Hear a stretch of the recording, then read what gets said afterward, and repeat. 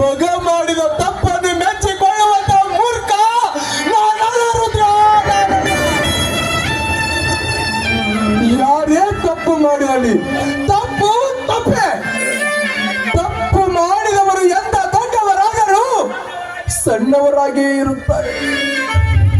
ಈಗ ನೀನು ನಮಗೆ ಬರೀ ಮಾತಿನ ಪೆಟ್ಟಿನಿಂದ ಹೇಳುವುದು ಅಷ್ಟೇ ಅಲ್ಲ, ನಿನ್ನ ಕಾಲಲ್ಲಿರುವ ಚಪ್ಪಲಿಂದ ಬಡಿದರೂ ನಾನು ಒಪ್ಪಿಕೊಳ್ಳುತ್ತೇನೆ. ಎತ್ತ ಮಕ್ಕಳನ್ನು ಹಡೆದದ್ದು ನಿನ್ನ ಕರ್ಮ. ಕರ್ಮ ಕಳೆದುಕೊಳ್ಳುವುದು ಎತ್ತವರ ಧರ್ಮ ಅಂದಾಗ ನೀನು ಮಾತನಾಡುವುದ್ರ ಮಾತನಾಡುವುದರಲ್ಲಿ ಏನು ತಪ್ಪಿಲ್ಲ. ನಿನ್ನ ಮಾತಿನಿಂದ ನಾವು ಸಿಟ್ಟಾಗಬಾರದು ರುದ್ರ, ಸಿಟ್ಟಾಗಬಾರದು. ಆದ್ರೆ ಇಷ್ಟೇ, ನೀನು ಕಳೆದುಕೊಂಡ ಮಾನ ನಿನ್ನ ಮಗಳು ಮತ್ತೆ ಮರಳಿ ಬರಲಾರವು ರುದ್ರ, ಮರಳಿ ಬರಲಾರ. ಅದಕ್ಕಾಗಿ ನಿಮ್ಮ ಮಗ ಮಾಡಿದ ತಪ್ಪನ್ನು ನಾನು ಮರೆತು ಬಿಡಲೆ. ಮರೆತು ಬಿಡುವಂತ ಹೇಳಲು ನಾನು ಹುಚ್ಚನಲ್ಲೋ. ಎತ್ತರ ತಪ್ಪಿ ನನ್ನ ಮಗ ಮಾಡಿದ ತಪ್ಪಿಗೆ ಶಿಕ್ಷೆ ಕೊಡಲು ನನಗೆ ಬಿಟ್ಟುಕೊಡು. ಅದು ನಿನ್ನ ಕೈಯಿಂದ ಆಗಬಾರದು. 10 ಜನರಿಗೆ ನ್ಯಾಯ ಹೇಳಿದ ನಾನು ನನ್ನ ಮಗನಿಗೆ ನಾನು ಶಿಕ್ಷೆ ನೀಡದೆ ಹೋದರೆ ಆ ಶಿವನು ಸಹ ಮೆಚ್ಚಲಾರ. ಆದ್ರೆ ನಿನ್ನ ಹತ್ರ ಒಂದೇ ಒಂದು ಭಿಕ್ಷೆ ಬೇಡುತ್ತೇನೆ. ಅದು ಇಲ್ಲ ಅಂತ ಹೇಳಬಾರ್ದು ರುದ್ರ, ಇಲ್ಲ ಅಂತ ಹೇಳಬಾರ್ದು. ಏನು ಕೇಳ್ತಿದ್ದೀರಾ? ನನ್ನ ಮಾತು ನಡೆಸಿ ಕೊಡ್ತೀನಿ ಅಂತ ನನಗ ಮಾತು ಕೊಡು ರುದ್ರ, ಮಾತು. ಆಯ್ತ್ರಿ ಅಪ್ಪ, ಏನು ಕೇಳ್ಬೇಕಂತ ಕೇಳ್ರಿ.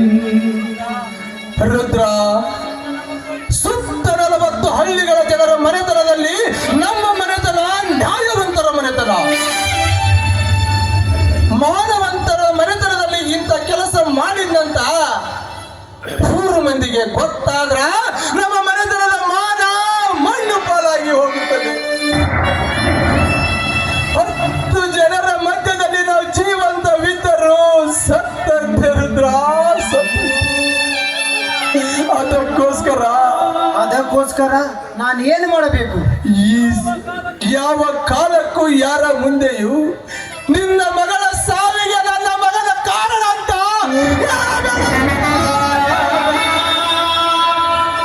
ಇದು ಆತ್ಮಹತ್ಯೆ ಅಲ್ಲ, ಇದು ಒಂದು ಆಕಸ್ಮಿಕ ಸಾವು ಎಂದು ಮುಚ್ಚಿ ಹಾಕಬೇಕು ರುದ್ರ.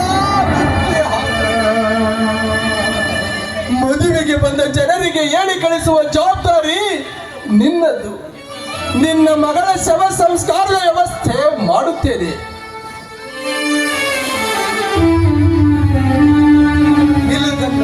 ನಿಲ್ಲು.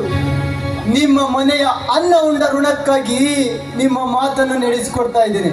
ಆದ್ರೆ ನಿಮ್ಮ ಮಗ ಮಾಡಿದ ತಪ್ಪಿಗೆ ಶಿಕ್ಷೆ ಕೊಡದೆ ಹೋದ್ರೆ ನಾನು ಮಾನವಂತವರ ಮನೆತನದಲ್ಲಿ ಹುಟ್ಟಿದವನಾರುದ್ರ.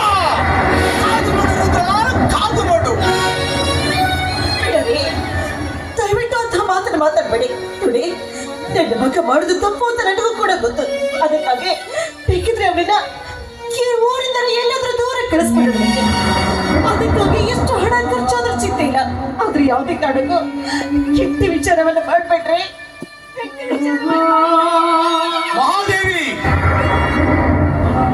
ಇದು ನಿನಗೆ ಗೊತ್ತಾಗಲಾರದು.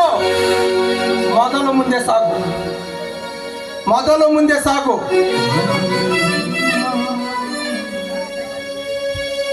ಮನದ